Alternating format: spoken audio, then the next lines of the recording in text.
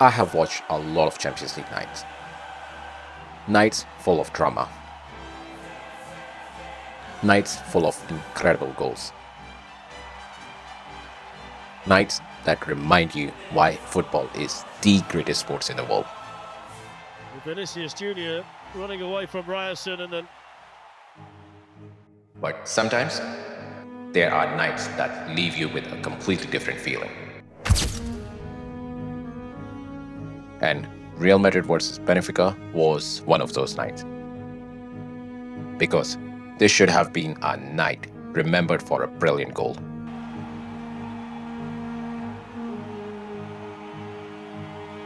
But instead, it becomes another reminder that football still hasn't learned how to protect its own players. And honestly, that's the hardest thing to watch.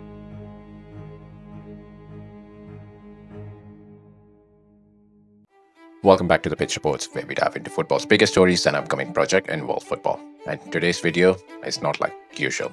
It's not a great topic to talk about, but it's important. It's crucial. I remember the match started. It felt like a proper Champions League night. Benfica versus Real Madrid, a packed stadium.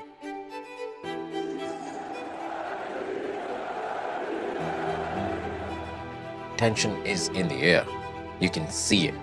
Everybody looked tense because how these two have performed in the last meter was basically everything.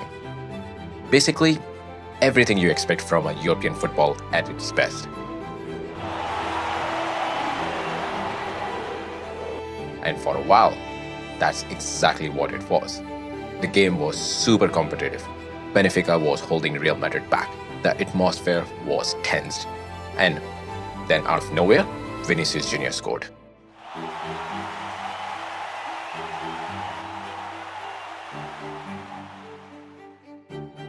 And in that moment, I genuinely thought that's going to be the highlight of the night. That this is his moment. But unfortunately, it wasn't. After the goal, of course, Vinicius Jr celebrated. And let's be honest, there wasn't anything unusual about it. Footballers celebrate. That's the part of the game. That's emotion. That's what makes football feel alive. But within seconds, something changed.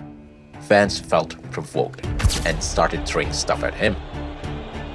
And out of nowhere, Benfica's star player Prestianni approached him. Words were exchanged, and suddenly, you could immediately see from Vinicius' reaction something wasn't right. He went straight to the referee. Game stopped.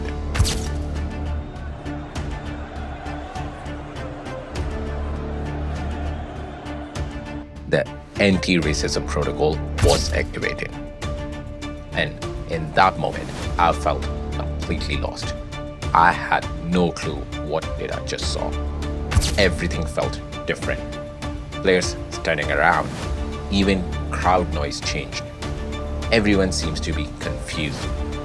And I remember thinking, this isn't about football anymore.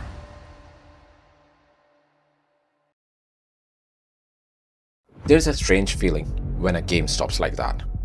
Not because of injury, not because of VAR, but because of something far deeper and far uglier.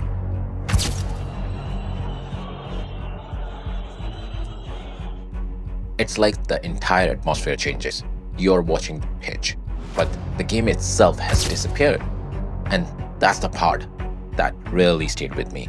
Because this is the Champions League, the biggest stage in club football. Yet, once again, the story wasn't about football at all. At some point, you have to ask a difficult question. Why does this keep happening to Vinicius Jr? And I don't think it's random anymore. Vinicius plays with emotion. He celebrates with joy. He reacts. He speaks. He refuses to walk away and stay silent. Why? Because I believe he's from favelas. He has seen all of this hatred from very young age. And now he has a platform to change livre de racismo e discriminação, e onde todas as nossas diferenças sejam celebradas. That makes him more than just a footballer in this moment. It makes him a symbol, and a symbol attracts attention. Some of the attention is admiration, and some of it is hostility. Players who stay quiet often fades into the background, but players who shine and refuses to shrink often becomes the target.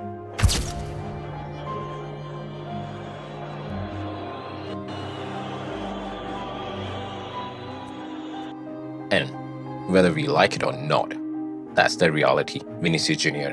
keeps facing. When you see that moment there, you almost just feel sorry for Vinicius Jr. And then reaction from the crowd, they're giving him some. Now Prestianni has denied the accusations, and UEFA are investigating, as they should. And I think it's important to be fair here. Investigation exists for a reason. Facts matter, evidence matters. But what also matters is this: moments like this don't disappear. Even before any verdict, the damage is already done. It was Kylian Mbappe that confronted him, and he said to Kylian, "I didn't say anything." Well, you must have said something. The reputations are affected, careers are shaped, and nights like this follow players for years. And Prestianni is an amazing bowler. It's really sad to see what character he belongs to. Maybe he's young right now, but there is no excuse for what he has done. That could reshape his entire career, and that's just the reality of modern football.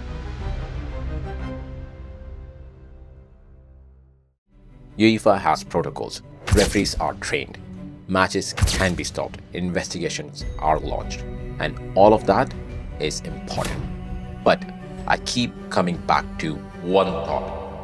Football reacts to these moments, but it still struggles to prevent them. And that's why nights like these keep happening. Not because nothing is done, but because what is done is still not enough to stop the next one.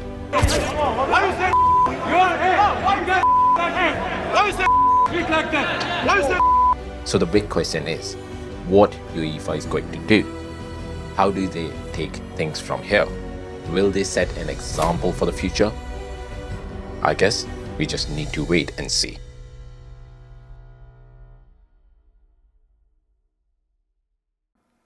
Anyway, I want to remember a brilliant goal that was scored in this match.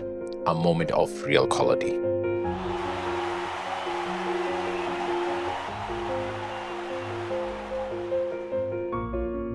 A moment that should have been remembered. But when people talk about this game, they won't talk about the goal. They will talk about why the match stopped.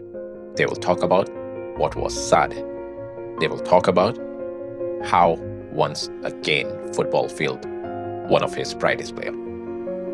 And honestly, that's what makes this feel like a night the Champions League should be ashamed of. If you have enjoyed this breakdown, make sure to like, subscribe, and hit that bell button for more football stories. I will see you in next one.